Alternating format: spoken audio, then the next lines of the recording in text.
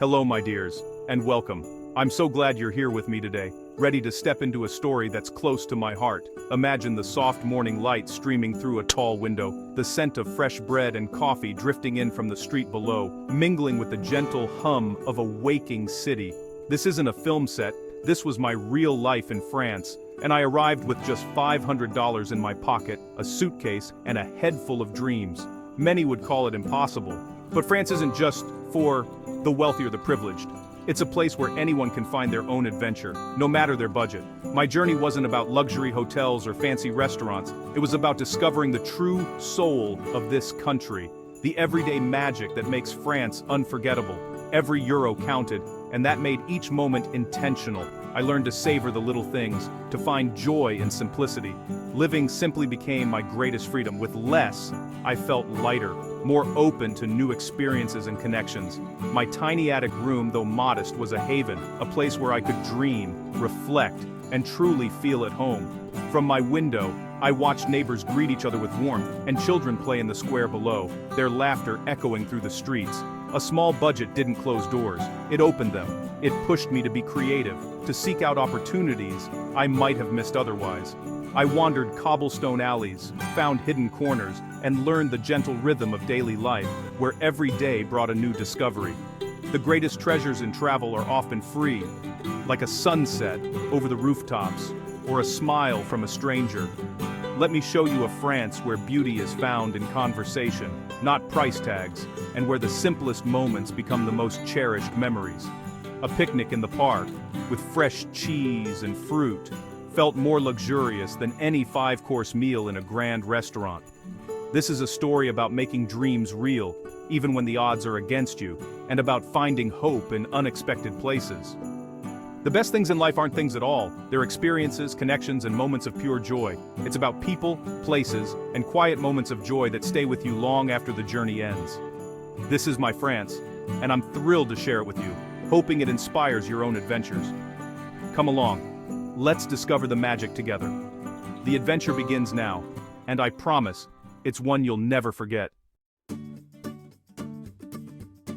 The food in France is legendary, celebrated around the world for its richness and variety. But you don't need a big budget to feast like a local. In fact, some of the best meals are the simplest and most affordable. Skip the fancy restaurants, head to the local market where color and flavor burst from every stall, and the air is filled with the scent of fresh herbs and ripe fruit. For just a few coins, I'd buy a crusty baguette, creamy local cheese, and a handful of ripe cherries, all bursting with flavor. Lunch on a park bench became a daily ritual, simple, delicious, and incredibly cheap. The sun on my face, the city buzzing around me, every bite felt like a small celebration. Dinner was a chance to get creative.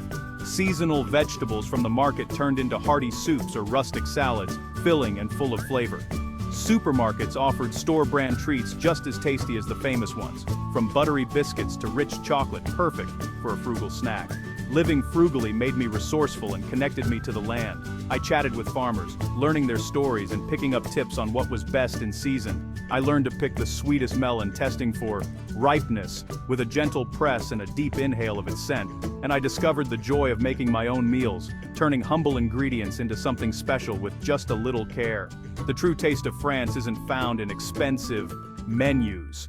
It's in a sun-warmed tomato, plucked fresh from the vine, its flavor pure and intense, and in a perfect piece of bread, its crust crackling as you break it open, still warm from the bakery.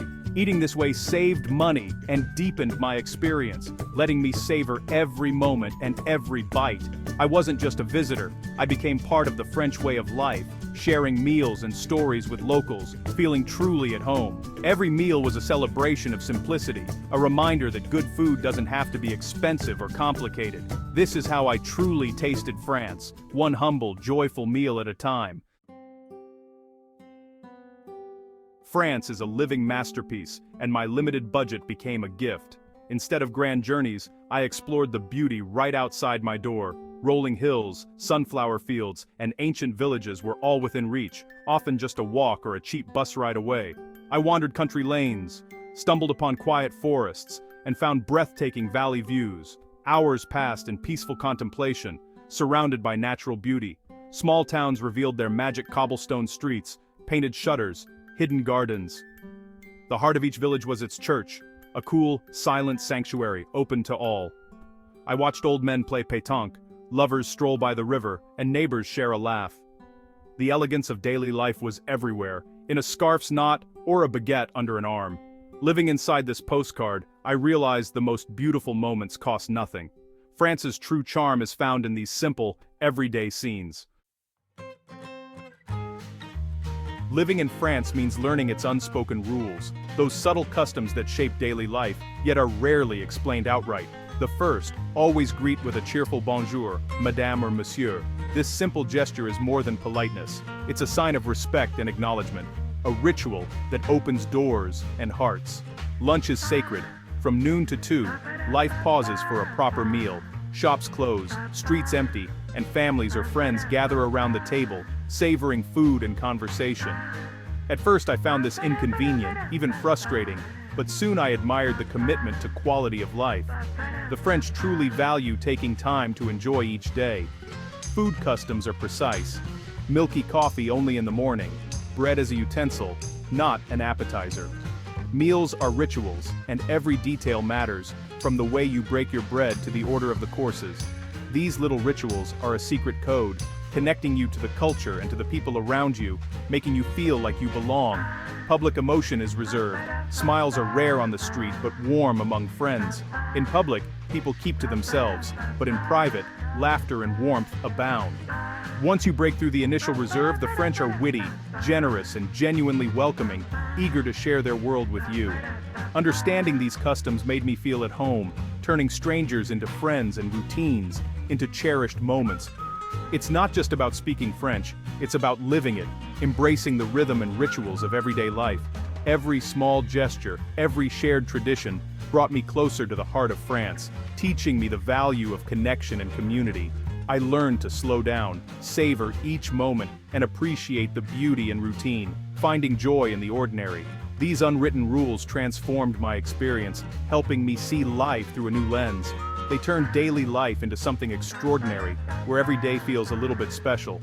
In France, even the smallest details matter, and it's in these details that the true magic of French life is found. Travel is about people as much as places. On a budget, I found myself open to unexpected encounters. One afternoon, sketching on a bench, I met Jean-Pierre, a retired baker. Our conversation was a mix of gestures, laughter, and stories, proof that kindness needs no translation. Another time, lost on a country road, Isabelle, a farmer, insisted on driving me home and invited me to her farm. The market woman slipped an extra peach into my bag. A stranger helped me with the train schedule. These weren't grand gestures, but small acts of generosity that brightened my days. Living simply made me rely on the kindness of strangers, and I was never disappointed.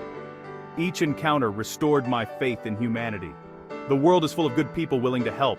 These moments became the true treasures of my journey. Kindness, I learned, is the universal language of travel.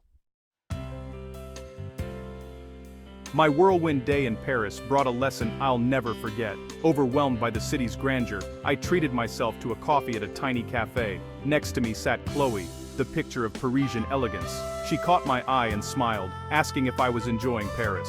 We talked, and suddenly, the city felt welcoming, not intimidating.